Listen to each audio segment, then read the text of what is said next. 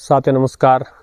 79वें स्वतंत्रता दिवस की हार्दिक शुभकामनाएं तथा साथ ही जन्माष्टमी और गोगा नवमी के त्योहारों की भी हार्दिक शुभकामनाएं साथियों। तो आज का हमारा विषय है स्वाधीनता संग्राम, जो इंडिपेंडेंस मूवमेंट थी उसमें रेडियो का योगदान। तो जिस प्रकार अनेक कारकों ने अपना सहयोग दिया, उस आंदोलन में रेडियो का भी एक सहयोग था जो कि प्रायः लोगों के आगे नहीं आया।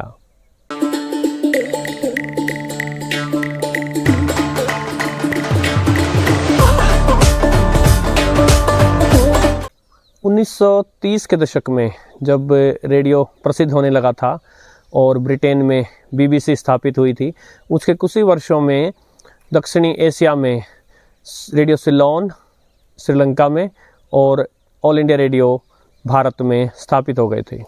असल में प्रारंभ में इसका नाम था इंडियन स्टेट ब्रॉडकास्टिंग सर्विस। ये एक प्रकार का गवर्नमेंट सरकारी विभाग था जो कि रेडियो को देखता था और यही आगे चलकर आकाशवाणी बना था 1936 में। इसके अलावा अंग्रेज़ों ने इस बात का पूरा ध्यान रखा कि इसके अलावा और कोई भी रेडियो भारत में न चले, तो अपना संपूर्ण जो है आधिपत्य उन्होंने रेडियो पर बनाए रखा। साथ ही केवल लाइसेंस से ही आप कोई रेडियो ट्रांसमीटर स्थापित कर सकते थे। बिना लाइसेंस के यदि कोई रेडियो चलाता था, कोई अपना ट्रांसमिट करता था, तो उसको पकड़कर जेल में डाल दिया जाता था।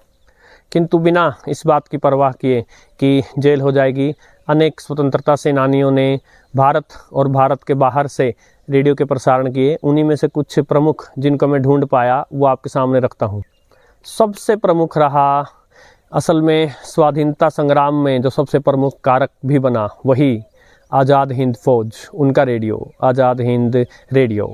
ये 1942 में जर्मनी के बर्लिन से प्रारंभ हुआ, जब नेताजी सुभाष चंद्र बोस से जर्मनी चले गए थे और वहाँ जर्मनी की सहायता से जो है एक भारतीय फौज बनाने का प्रयास कर रहे थे।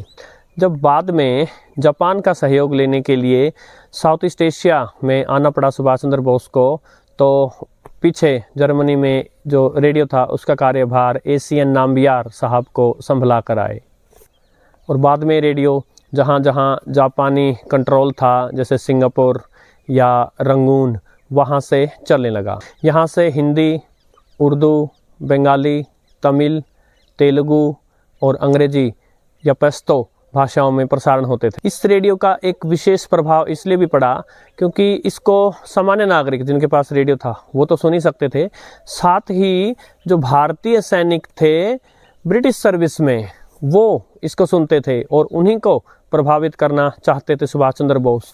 और जब वो क्रांति पर उतरने लगे तभी अंग्रेज़ों को ये देश छोड़कर भागना पड़ा था। इसके अलावा 1942 में जब महात्मा गांधी जी ने भारत छोड़ो आंदोलन का प्रारंभ किया, तब 3 महीने के लिए एक विशेष रेडियो मुंबई में स्थापित हुआ। इसका नाम था कांग्रेस रेडियो। शॉर्टवेव पर 42.34 मीटर पर, यानी कहिए 41 मीटर बैंड में जो है इसकी फ्रिक्वेंसी थी, ऐसा बताया जाता है। नवंबर 1942 में जब इसका ट्रांसमीटर वगैरह अंग्रेज़ों ने पकड़ लिए थे, तब तक 3 महीने इसको अस्तित्व में हो चुके थे। इसको जगह जगह रीलोकेट किया जाता था, इसके ट्रांसमीटर को यहाँ से वहाँ ले जाया जाता था ताकि जल्दी से पकड़ में न आ सके।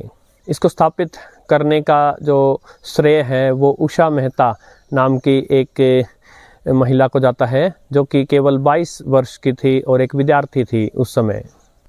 यहाँ से गांधी जी आदि कांग्रेस के नेताओं के जो है उनके भाषण वगैरह या जो भी उनके संदेश वगैरह होते थे वो प्रसारित होते थे। आगे बढ़ने से पहले बता दूं, ऐसा नहीं था कि अंग्रेज़ों को इन रेडियोज़ के बारे में पता नहीं था। असल में वो पूरा प्रयास करते थे कि इनकी धरपकड़ हो सके। एक कार्य और करते थे, वो डायरेक्शन फाइंडिंग इक्विपमेंट लगाते थे कि जो भी ट्रांसमीटर अगर कहीं से ट्रांसमिट कर रहा हो तो किस दिशा से ये ट्रांसमिट कर रहा है। साथ ही जैम करने का प्रयास करते थे, जैसे आज भी कई देश जो हैं वो दूसरे देश से आ रहे सिग्नल को जैम कर देते हैं, लेकिन जो शॉर्टवेव की स्किप प्रोपगेशन है उसके थ्रू जो है सिग्नल आ ही जाता था। इसके अलावा ऐसा पता चलता है कि 1930 के दशक में पेशावर से कोई फ्री इंडिया रेडियो कुछ थोड़े समय के लिए चला। यहाँ से भी आज़ादी से संबंधित जो है बातें वो बताई जाती थी। सोवियत यूनियन से, सोवियत संघ जो था, वहाँ से एक रेडियो 1930 के दशक के अंतिम वर्षों में और 1940 के दशक के प्रारंभिक वर्षों में चला। इसका नाम था द वॉइस ऑफ फ्रीडम। यहाँ से हिंदी, उर्दू और बंगाली भाषाओं में प्रसारण होते थे। इसके अलावा ये पता चलता है कि 1942 और 43 में कोलकाता, जो उस समय कैलकाटा कहलाता था, वहाँ पर अंडरग्राउंड मूवमेंट चली। विद्यार्थी जो थे वो जो थोड़े बहुत खर्चे में बन सके ऐसे ट्रांसमीटर बनाते थे और रात के समय प्रसारण करते थे और फिर अपनी लोकेशन चेंज कर देते थे। किंतु ऐसे सभी जो रेडियो थे उनकी धरपकड़ बड़ी जल्दी हो जाती थी अंग्रेज़ों के द्वारा। साथ ही 1943 से 45 के बीच में आज़ाद हिंद रेडियो के साथ साथ कभी कभी ऑल्टरनेटिव रेडियो यूज़ करती थी आज़ाद हिंद फौज, जो कि provisional government of free India इस नाम से प्रसारण होते थे। उसमें अधिकतर जो है सुभाष चंद्र बोस जी के जो भाषण थे वो प्रसारित होते थे, या फिर आज़ाद हिंद फौज का वो गीत कदम कदम बढ़ाए जा। इसके अलावा भी, क्योंकि अब लिखित में या उतने रिकॉर्ड्स नहीं हैं, लेकिन जो भी मौखिक बातें समाज में प्रचलित थी या जितना इधर उधर से पता चला है सोर्सेज को, भारत में जगह जगह पर बहुत ही कॉस्ट फ्री इक्विपमेंट बनाने के समय समय पर प्रयास हुए स्वतंत्रता से पहले, चाहे वो बंगाल हो, महाराष्ट्र हो, पंजाब हो, कहीं भी। देखिए, आज रेडियो एक बहुत ही सस्ती से आने वाली, बहुत ही सामान्य सी चीज़ हो सकती है, लेकिन उस समय रेडियो लेना जो है वो सबके बस से बाहर की बात थी। तो ऐसा तो नहीं था कि घर घर में ही रेडियो था और रेडियो ने एक पूरा आंदोलन चला दिया, लेकिन जहां सबसे अधिक चोट लग सकती थी अंग्रेज़ों को वो दी गई रेडियो के माध्यम से, क्योंकि जो भारतीय अंग्रेज़ों की सेना में थे उनमें से अनेक के पास जो है वो रेडियो, चाहे वो सेना का ही रेडियो क्यों ना हो सकता था। आशा साथियों, आपको आज का वीडियो पसंद आया होगा। नमस्कार।